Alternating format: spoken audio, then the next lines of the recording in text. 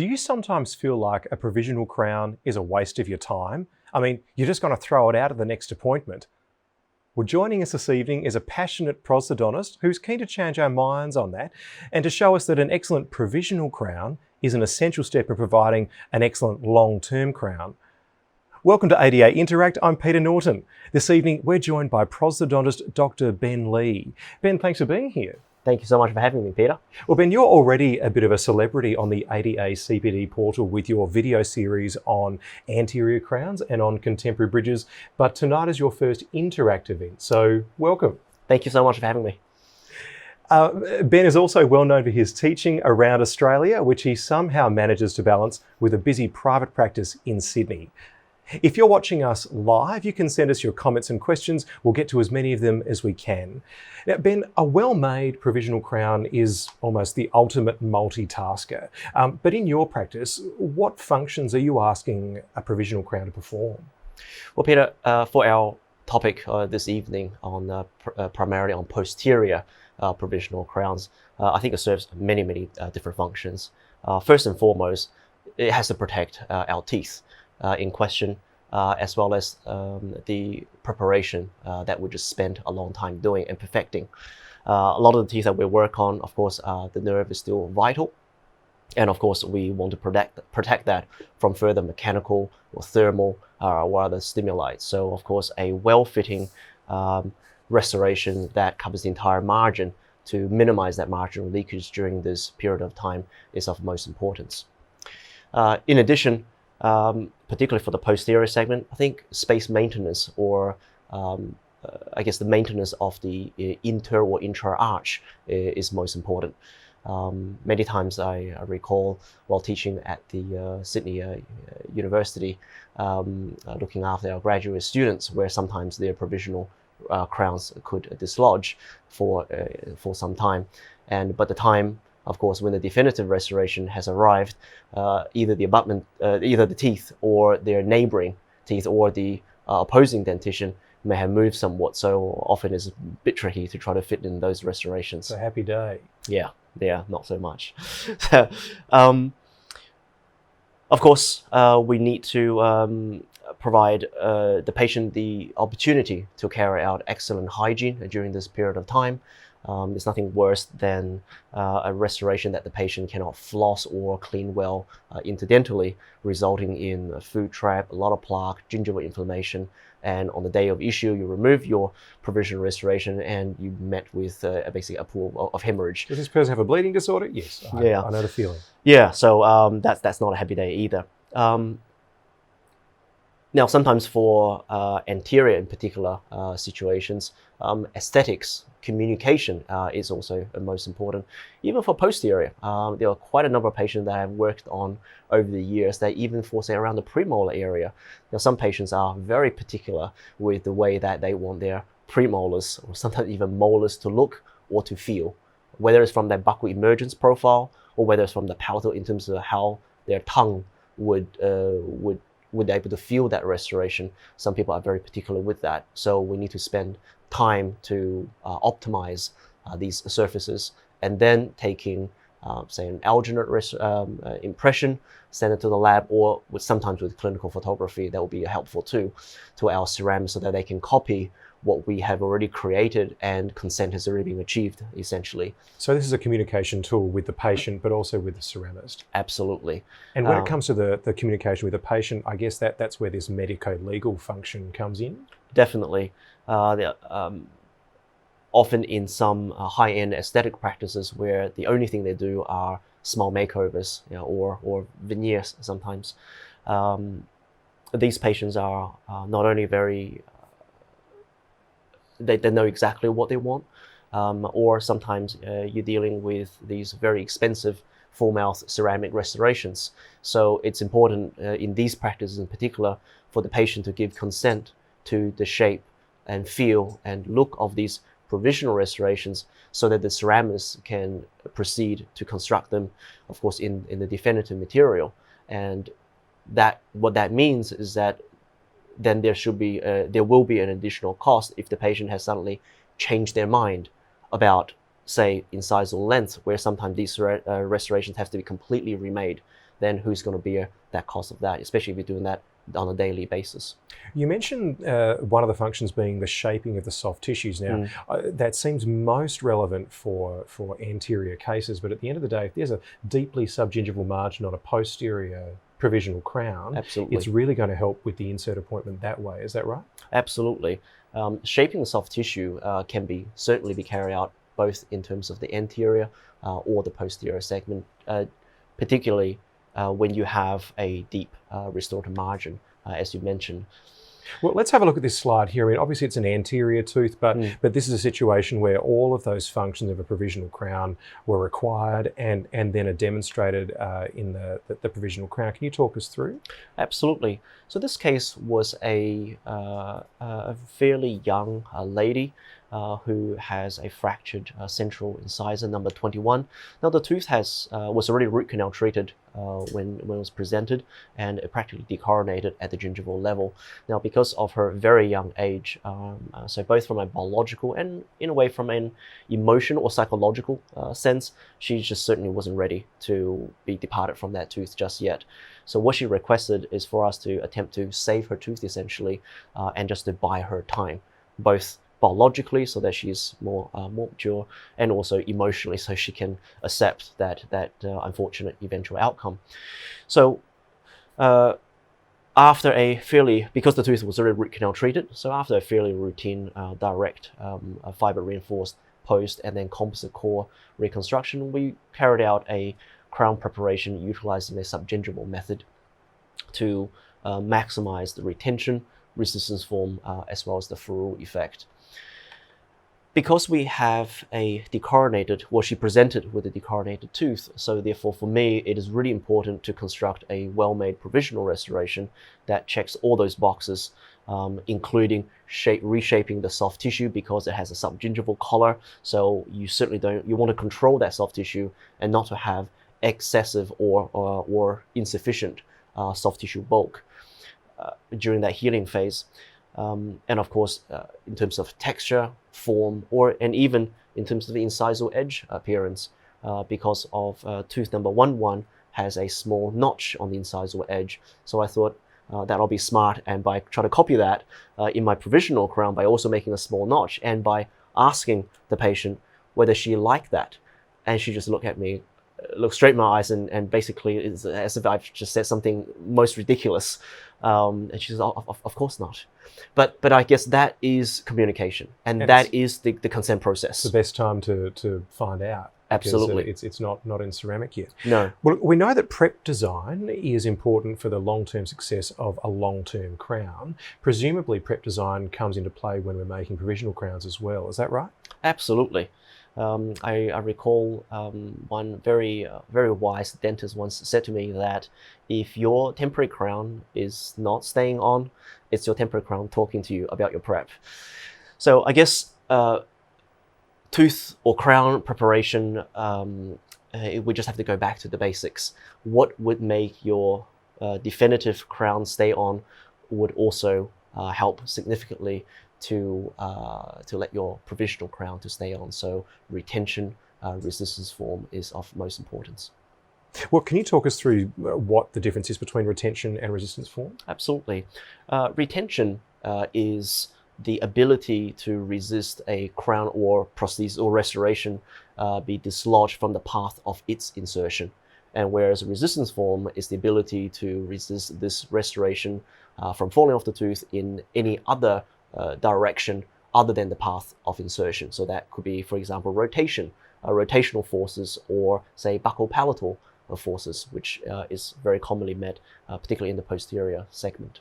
And presumably here we're needing adequate tooth reduction so that then there's a sufficient material thickness to not just have a cohesive fracture of the provisional material. Is that right?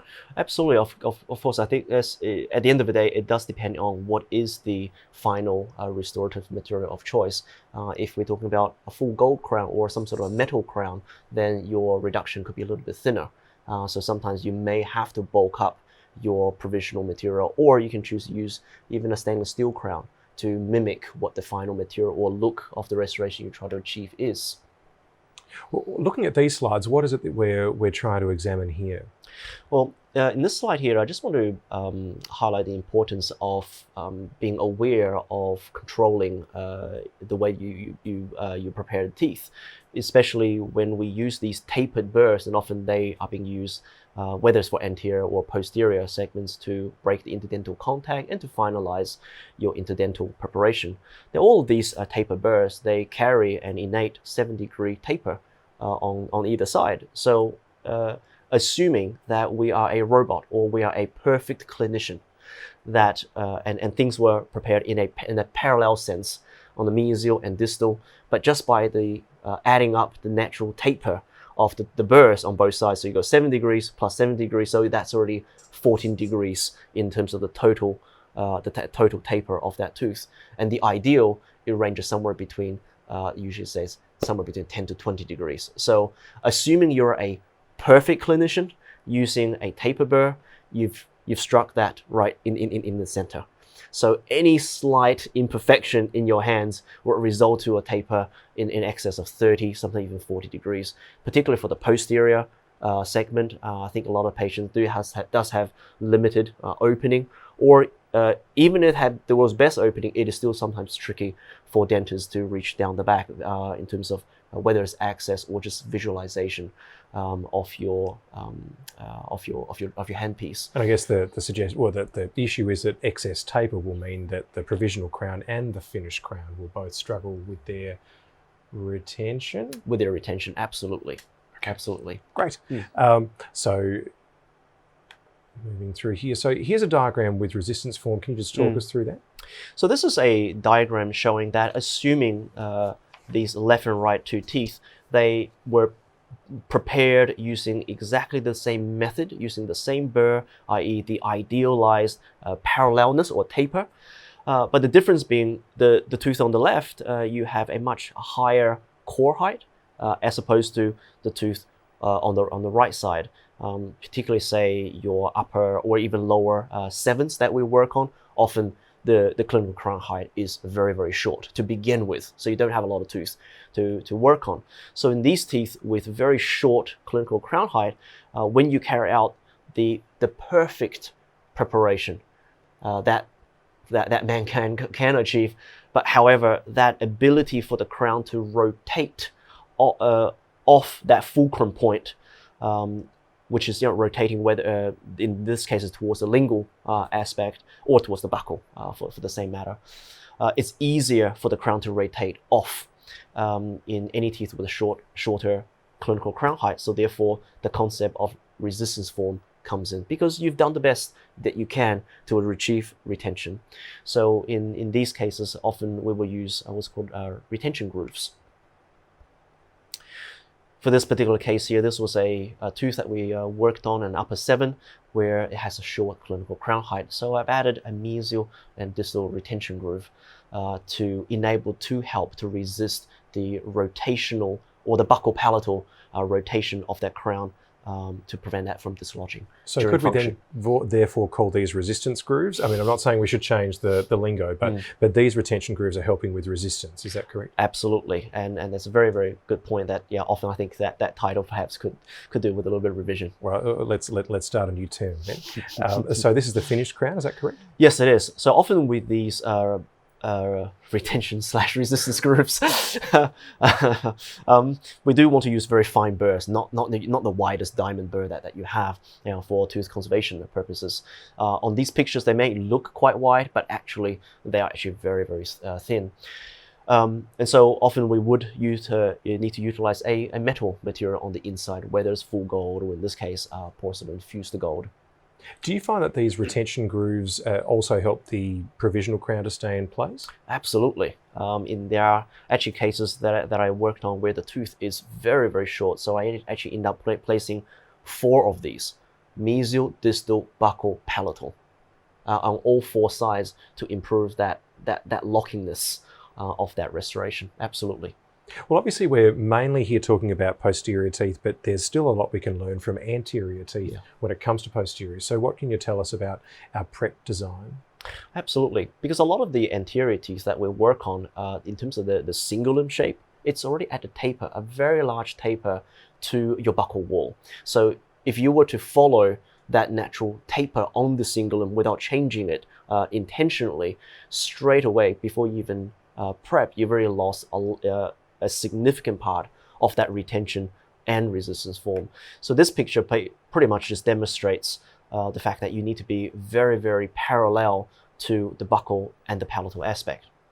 And this picture that we're seeing here suggests that during cingulum reduction, often some dentists will also reduce that cingulum area, which is what the red cross is trying to explain that. Because we've lost all parallelism. Absolutely. You just remove that parallel aspect in that palatal portion that you're very dearly trying to create. So never, ever, ever remove that small little lip, because that every bit helps. You explain in your anterior crowns video series that that does result in a crown that's slightly thicker in that cingulum area, but as long as you've communicated that to the patient and you've included it in your provisional crown, everyone's on the same page and we're good to go. What can you tell us about your technique for making a putty key for your provisional crowns? Well, I think there's so many different ways of creating a key. For a posterior case, my go-to method is using some sort of tray as a supporting medium, and then load it up with some sort of putty, and then insert that into the mouth. Whereas I find with freehand, if you didn't use a tray, I'm just getting a lot of voids and less interdental adaptation. For cases where we want a little bit more detail, what I like to use is using GC Fit Checker to reline that putty key, so that you're just getting a greater interdental or just finer details, and that will reduce your chairside time to trim restorations, particularly if it's, say, for a bridge or multiple units. For a more extensive type of procedure we're doing, let's say whether it's a full arch or many more units, and particularly in the anterior segment, I actually like to reline the putty key using a light body, because sometimes you need to remake multiple sets of provisional restorations throughout the entire treatment journey of the patient. So therefore, you want to actually reuse this putty key many more times. With a light body material, it doesn't tend to tear as much when you reuse it, as opposed to when you use the GC Fit Checker. It tends to tear from time to time. And the anterior crown situation, so the putty key on the left, that was done using a tray. Then you cut the putty out of the tray and then reline it with the Fit Checker material. Yes. Okay. We've had some materials questions already. So the first question has been, what gold do you use for your PFMs? Mainly semi-precious. Okay. And then moving on to the materials you've used for these putty keys, in your hands you seem to find that this particular one as a putty works well? I think most impression putties work fine inside the mouth. I've been just being a big fan of the DMG honeycomb for many years, so just some material that we got used to using, that's all. And then for the reline materials that you've shown in those diagrams, one is the Fit Checker on the left and the other is the light body that you mentioned. Well, let's talk about the provisional crown material itself. So what do you look for when you're choosing a provisional crown material?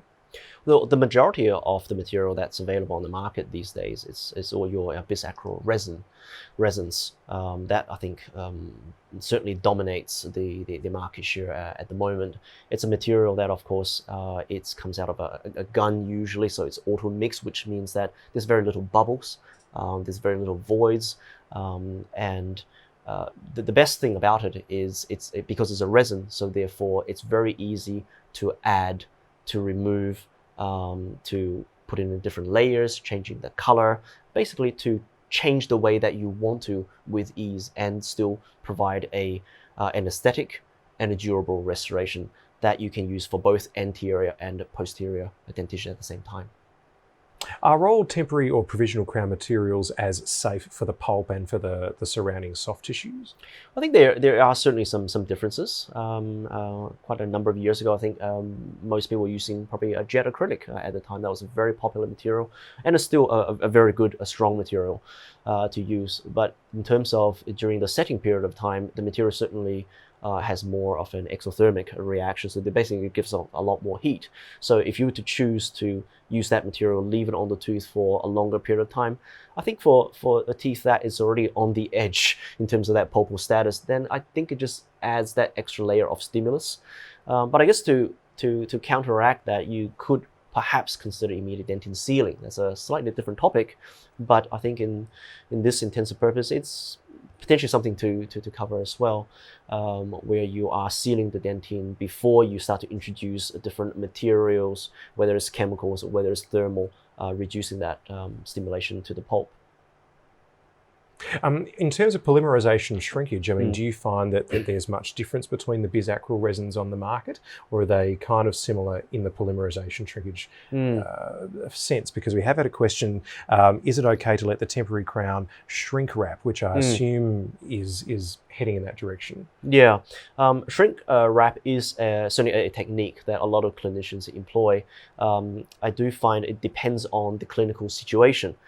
For example, say with certain veneer types of cases where it's your provisional material is very thin, and you just simply, and there's no mechanical retention or resistance form, so you're actually relying on a lot on either you got some sort of a etch, spot etch, or some people even spot bond to it, or to actually shrink wrap it. I think that's a great technique. But for my standard go-to provisional crowns, I tend not to shrink wrap it because I still want the ability to be able to remove it with ease, because otherwise you've got to cut it off, and I just prefer to have something that if I can take it on and off, it's almost like an implant restoration. If I can have the ability to take it on and off with ease, that's always my personal preference, as opposed to a restoration that's more difficult to retrieve. That's just a personal preference, really. Well, again, speaking of personal preferences, we've been asked which material you are currently favouring and what you had used in the provisional crown case earlier, and I believe this is the one that you had used. Yeah, again, ProTem is something that just worked well in my hands over the years. I find the setting time, it's just right for my clinical speed. The colors are quite stable, and it's very, very little fractures that occurs under my hands. And now, for me, I find that when I'm using these sorts of bisacral materials, I tend to then get voids and various imperfections. Do you experience them as well? Not so much in voids, because when I inject this material, I do actually inject it very, very slowly, starting from the cusp tip when the incisal edge, and very, very slowly let the material flow. It's almost like how you when you're pouring up a model with a fairly thick stone, you've got to do it, just give it time for that material to get into those little crevices. But in terms of the marginal adaptation, now you covered the point earlier about polymerization shrinkage. Given it's a resin material, all of them shrinks to a certain degree. Some shrinks just a little bit more than others. So again, it just depends on your clinical technique, because some people would tend to leave the provisional material inside the mouth, let it set for longer periods of time, so therefore more shrinkage have taken place, which means your restoration tends to bind on the tooth a bit more, or fits better, as opposed to other clinicians may actually remove it much earlier to allow it to some sort of setting to happen outside the mouth. So my personal technique is actually, I'm somewhere in between. So when that material is somewhat, I think it's described as a old gummy bear. So soft, but yet a little bit rigid. I tend to take it off at that time because I find it's still slightly flexible. So therefore, if there are undercuts, it's less likely to break, but yet it hasn't shrank so much.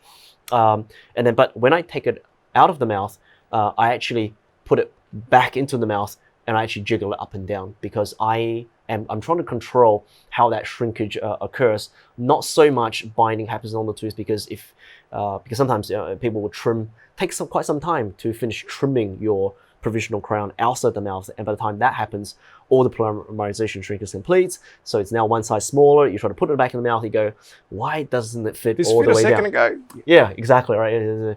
2 minutes ago it fitted perfectly, but now I've got marginal gap. So I'm basically jiggling this material up and down inside the mouth for at least about a minute, sometimes even 2 minutes, just depending on the clinical situation, depending on how tightly it binds, until I can feel some sort of passivity to it. Now I'll take it outside the mouth, start trimming, and to me, using that particular material, using that particular technique tends to get me the best the best between both worlds, that it's passive and yet it binds somewhat. And to make up for any imperfections or to build anything out further, I understand you're a big fan of flowable composite. Absolutely. Yeah, so I just find especially a more opaque version of flowable composite, that's what I tend to use these days, especially for anterior cases where there are a lot of teeth that we work on are already heavily discolored. So when you want to use a material to, in the margins, you don't want to use a flowable material that's so translucent because you want to be opaque to help you to block out that, that dark root or tooth color that you're working with. So hence I'm more a fan of using more opaque shade of flowable composites these days. We've talked about choosing the material for the provisional crown itself, but that's only part of the equation. How do you go about choosing a provisional cement? Right. Because we're living in the aesthetic day and age, and all ceramic restorations are very, very common these days. So many people are now bonding or resin bonding their restorations. Some people even resin bond metal, say PFMs or metal restorations. So I think it's important to choose a cement that is basically eugenol free, so that it's not going to upset that resin bonding process. And there's a ton of materials out there to satisfy that criteria. And that's because eugenol impacts on the setting reaction of the long-term resin cement for the finished crown. Absolutely, yeah. So, I mean, presumably ease of use is a big part of it as well. You want something that's not going to be too difficult to clean up at the insertion of the temporary or provisional crown? Absolutely. My go-to material is called Provisional. They've recently released a new one, the QM Plus, which actually contains some calcium hydroxide. I think it's somewhere around 2 or 3% or something like that. I can't recall exactly on the top of my head. But as we all know, that calcium hydroxide is widely used in endodontics, which and also it stimulates tertiary dentine formation, so it tends to reduce the likelihood of pulpal inflammation. So I do find that's quite useful. In addition, because of the zinc oxide that it contains, so it just feels a little rubbery on setting, so it's a little bit easier to remove. And also when you are ready to remove your provisional restoration, they break off in large chunks as opposed to in tiny little fragments, which just takes much longer to polish off, whereas these large chunks tend to come off in sheets or plates. So just even with a micro brush, essentially you just rub around the tooth and everything just comes off. Well, speaking of easy cleanup, I understand you use petroleum jelly to assist with cleanup as well at the insert stage. Yeah, so I not a lot, just the minute amount apply on the external surface of the provisional restoration, just at the cervical margin, and just I find especially at the interdental areas where sometimes clinicians struggle with removing all the excess cement, and I find using this particular technique, things just come off a lot more easier. Well, what are the home care instructions that you give your patients in terms of how they should look after their new provisional crown? We always, I think, recommend our patients not to floss during this period of time. So using interdental brushes, I think is very important. My other tip is to use some sort of chlorhexidine-based product, whether it's in the mouthwash form or in a gel form. So the patient will just simply using their interdental brush, dip it inside, and carry out interdental cleaning during that waiting period of time. And I always tend to find that when the patient comes back, the soft tissue just responds very, very well. Now, not to put you on the spot, last week's ADA Interact event was on the updated therapeutic guidelines, oral and dental, and in that they talk about the possibility of chlorhexidine allergy and the fact that it can be quite serious. Right. As someone who obviously prescribes it to patients quite often, have you had any personal experience with that? No. Knock on wood. Fortunately, no, not at this stage. We're all crossing our fingers for it. It just occurred to me that this would be a time that would be interesting to raise. Anyway, sorry, I won't put you on the spot with that. It's all good. So obviously we're asking to avoid hard or sticky foods, but also early on when a provisional crown has been made, it's a little more susceptible to taking up strong colours from foods. Absolutely. Yeah, especially if the provisional restoration, because as all resins have that oxygen inhibition layer. So especially if that layer is not removed, it's actually very easy to take up stains. I had a patient once, which I was doing basically as a full mouth reconstruction, and I was running late towards the end of the provisional, so therefore I didn't spend as much time as I would like just polishing off all that surface layer. After the patient was discharged, the next day the patient came back with literally bright yellow looking teeth. So immediately he said, I did have some curry, which had a lot of strong coloring, and so that was something that I learned very quickly to thoroughly polish at least the buccal aspect to remove that inhibition layer, and two, to remind your patient just for that first evening not to perhaps eat something that contains strong colors. Would there be any benefit in coating it with glycerin and then light curing through the glycerin to try to... Yeah, that's one option, or it's just use alcohol and you're just rubbing off the surface layer. That works, tends to work too. What do you tell your patients to do? I mean, I'm sure this never happens in your hands, Ben, but should the provisional crown debond prematurely, what are your instructions? It is quite rare in my hands because we do spend a lot of time to make sure that will never happen. But should it happen, I usually say to the patient, probably use a little bit of toothpaste. I mean, if you're at a pickle and you come to see me and the tooth feels sensitive until you can get to see me, just insert a little bit of toothpaste and try to put the crown back gently with finger pressure, but not to bite on, not to bite on it. Okay. A question, do you advise your patients not to eat or drink for a certain period after the provisional crown is placed? Not per se. I think we always say that is because often you will give local anesthetic, so it's more because of the local anesthetic. You don't want the patient to accidentally bite on their tongue, lip, or because of drinking a hot cup of coffee to burn their lip. It's more for that intensive purpose, not to eat or drink. But assuming, let's say, if the provisional restoration was made without any local anesthetic, I'm not too concerned with patient eat or drink. We also recommend the patient not to eat and drink on that particular side where you just worked on. But there are many patients that I've worked with over the years that they just have no idea where they're eating, despite they trying to be helpful and trying to be compliant. But in reality, when that food goes into the mouth, it's a free-for-all. And in addition, sometimes bruxism, whether it's daytime bruxism or nighttime sleep bruxism, I don't think that a lot of people have good control of where that jaw or where that occlusion is. So I think that restoration just has to be retentive. Okay. Yeah. Do you ever provide written instructions to your patients about their provisional crown? No, I don't. But in my treatment letter, that is covered.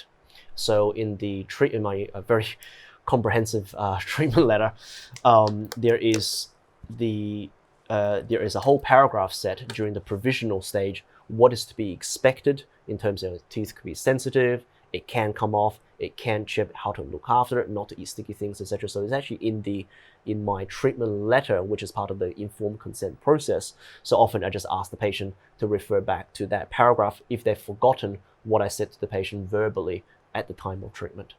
Well, obviously these provisional crowns need to come off at some point. So are there any, do you have any tips that you can give us for how to remove them? I mean, there are multiple instruments on the market that can help. Do you use any of them? Not really. It's mainly because a lot of now, while I'm aware of these instruments and sometimes how much easier they are especially this crown removal, it's really easy to remove provisional restorations. But a lot of the cases that we've been referred to work with, they really don't have a lot of tooth structure. So sometimes we're struggling for furrow as it is. So there's often a very large core that we have to deal with. So I just don't want any unforeseen circumstance during the removal of the provisional crown by using of these instruments. So I understand your go-to is generally hand instruments like these. Absolutely. So I'm a big fan of either using the back end of the Lacrosse carver or just a manual scaler, which I'll just very carefully insert in the under the provisional restoration and just basically turn. turn them sideways, and that would just lift up the margin, and then I'll go to do, starting from, say, the mesial buccal, I'll do that first, and I'll go to the distal buccal to lift up the other end, and basically the whole provisional restoration just pops off. Now, this next question can start to flow into protocols for bonding the long-term crown, but would you ever use things like pumice or air abrasion for removing provisional cement? Yeah, I think especially air abrasion is a great method to clean up your preparation, particularly before the resin bonding process. So yeah, absolutely no problems with that. Well, thank you for your questions. We're getting to as many as we can. Some of those questions have been around the best and easiest way to temporise veneer cases, and that's what you're going to talk about from here, I believe. Is that right, Ben? Yes, we do have a case here prepared. So this was a young lady who had suffered from a trauma when she was a little bit younger. So the two anterior central incisors are discolored, but they have been restored with composite veneers to help to mask that discoloration. Now both teeth are still vital, but they are discolored. So we want to use the most conservative way to improve the patient's aesthetics. Now this lady is an air hostess, so she knows exactly what she wanted. So after a very gentle preparation, because the other things that she wanted to increase her incisal edge length by approximately 1 to 1.5 millimeters. So I've decided to use a preparation that extends to the palatal aspect as well, just to wrap around it to give it a little bit more retention and resistance. To provisionalize this case, I did use a spot etch. These days, I've actually changed my protocol a little bit because I find with spot etch alone, still sometimes my restoration provisional comes off. So, and in a lot of these people, of course, nobody's happy when something like that happens, despite that is what I've been taught at the undergrad and at the postgrad level. So I thought that couldn't fail, but it can't. So these days, what I do, I actually put a drop of self-etching bond in the center of the tooth. So in other words, I'm actually bonding on my provisional veneers, but only in the center of the tooth. Have you etched before the self-etching bond? No, because these are self-etching type of bonding anyway. I mean, I'm not after the world's best bond strength at this stage, but it's something to say that, look, at least in the next couple of weeks, this is definitely not going to come off. And then, of course, to remove it, it is a little bit tricky because I've permanently essentially bonded this provisional restoration on, but I know it's dead center. So by using a white stone, I can very slowly perforate the provisional veneer until I'm down to two structure, because as soon as you use stone, you hit enamel, you can feel it. It's hard.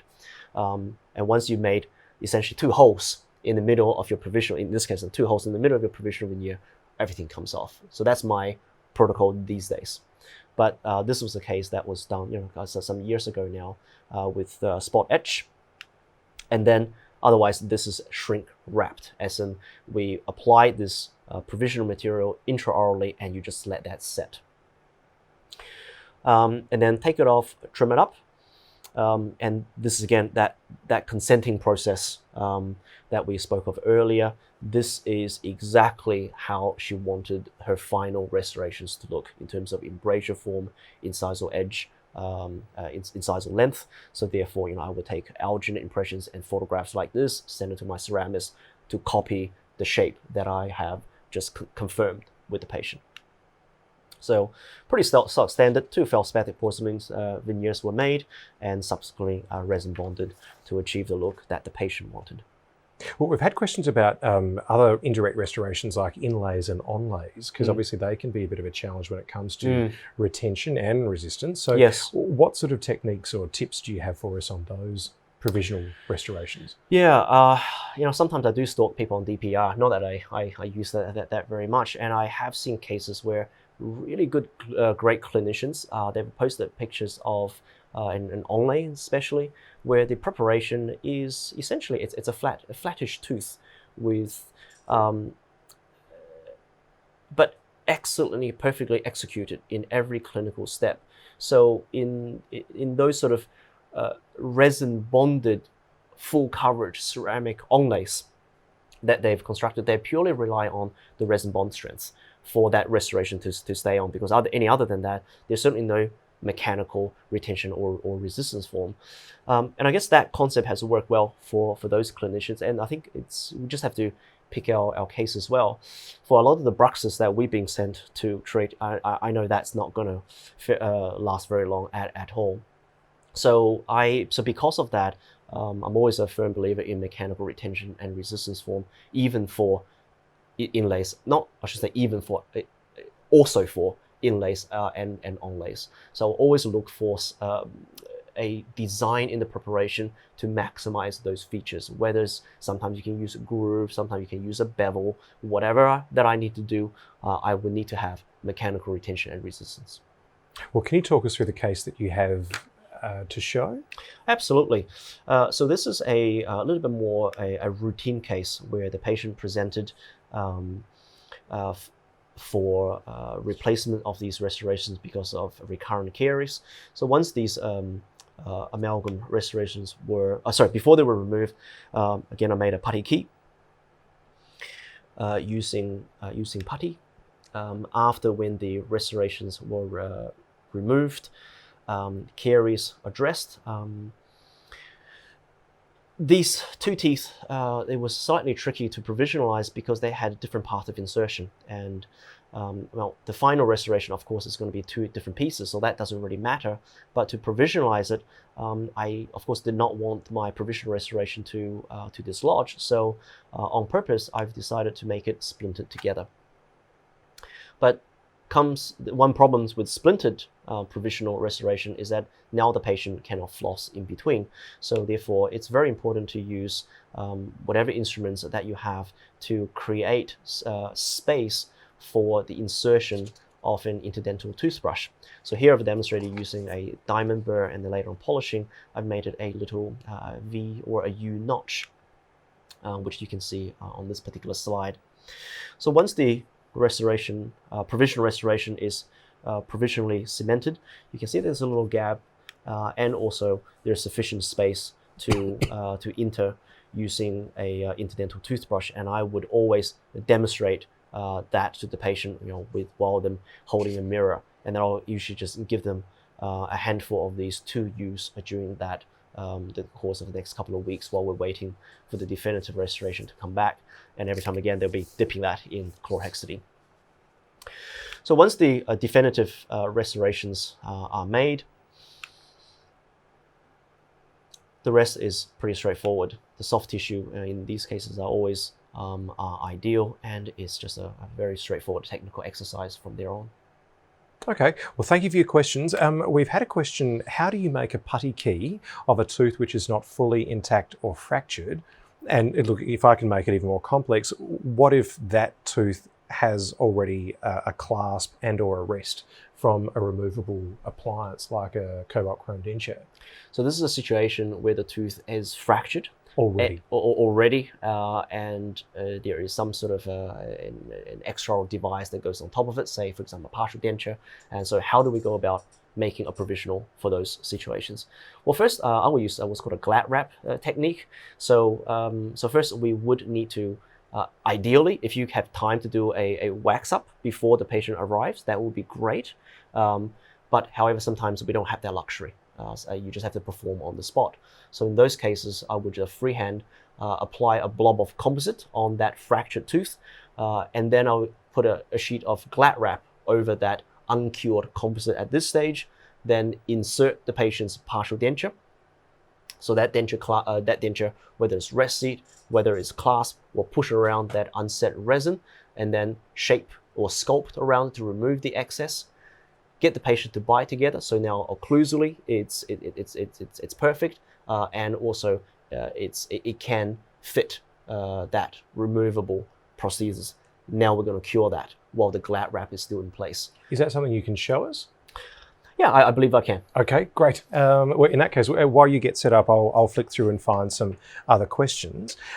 What are your thoughts on 3/4 crowns? It certainly has its place in modern dentistry, particularly for tooth that you really want to conserve some of the some parts of the tooth. And in terms of temporization or provisionalization, do you find that they pose much of a problem with that? Definitely much harder because you don't have as many walls to have the ideal retention and then resistance. But again, it all comes back to the original design of your restoration. So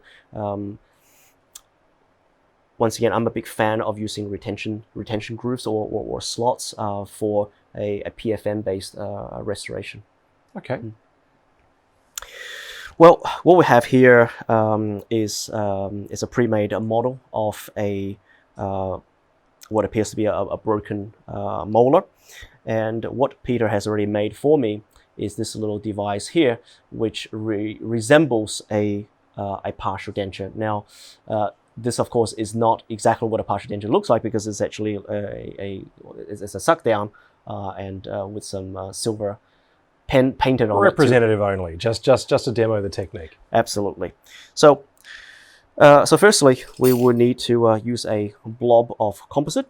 Any composite that you want to use is fine. Preferably something that you can sculpt rather than something that's really hard and difficult to work with.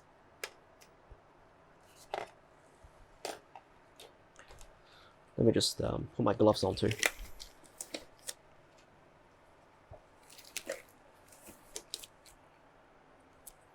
So we would just apply it onto the fractured tooth. You can freehand sculpt it.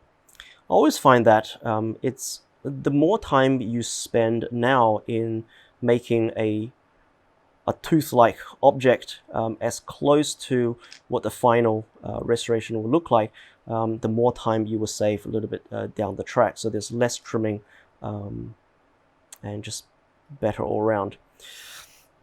So once you have something over the tooth, now you would cut up a piece of glare wrap.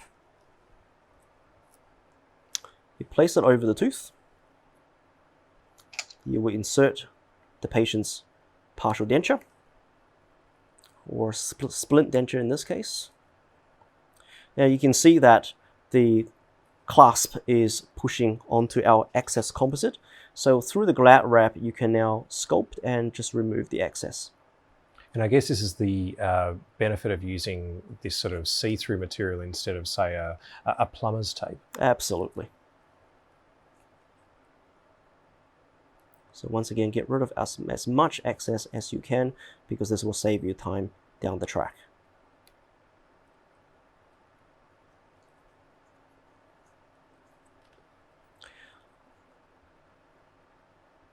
Once you think that you are fairly happy with the general shape, you would ask the patient to bite down together. Now, in this case, of course, this is almost like a splint, so we are not able to fully articulate the model on top of each other. But otherwise, I think you get the drift that if you can get the patient to bite down together, the opposing teeth would push away the uncured resin at this stage to form the right occlusion.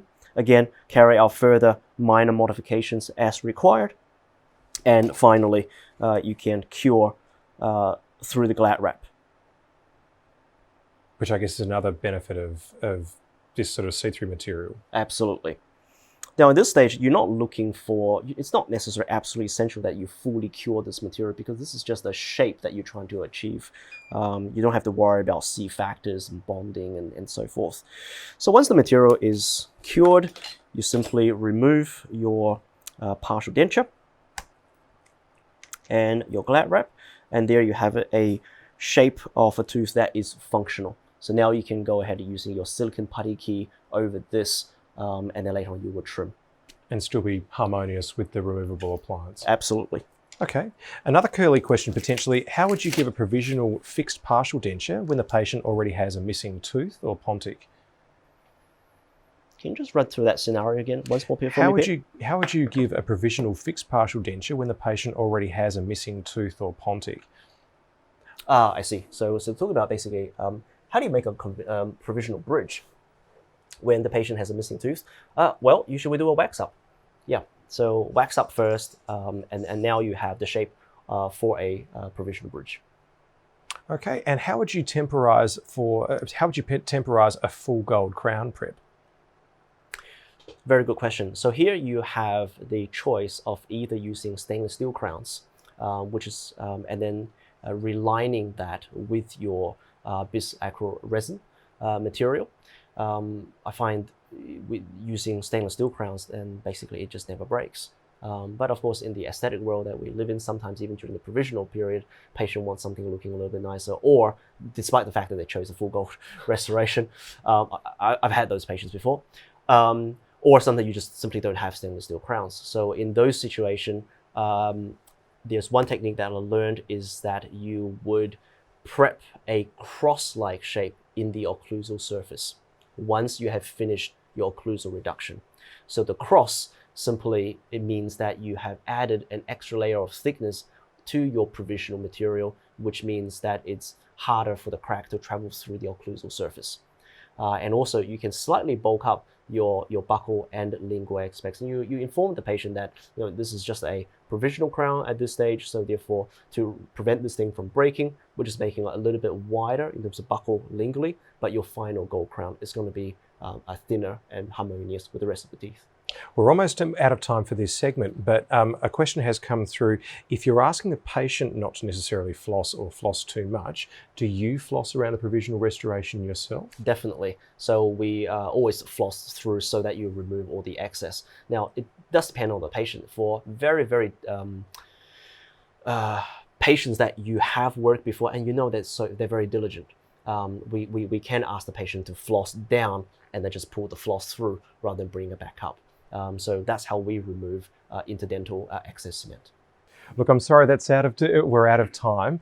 Ben, thanks again for joining ADA Interact and for all you do for the ADA. Oh, it's a blast. It's always a blast. Thanks so much for having me, Peter. Thank you.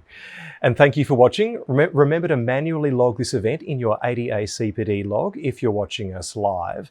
We're also keen to hear your feedback and suggestions for topics you'd like to see discussed in future ADA events. If you're an ADA member and would like to watch Ben's videos on anterior crowns and on contemporary bridges, you can find them on the ADA CPD portal. The next episode of ADA Interact will be on Tuesday the 17th of March when orthodontist Dr. Noor Taraf gives us some pointers on a general dentist's role in caring for patients with orthodontic retainers. See you soon on ADA Interact.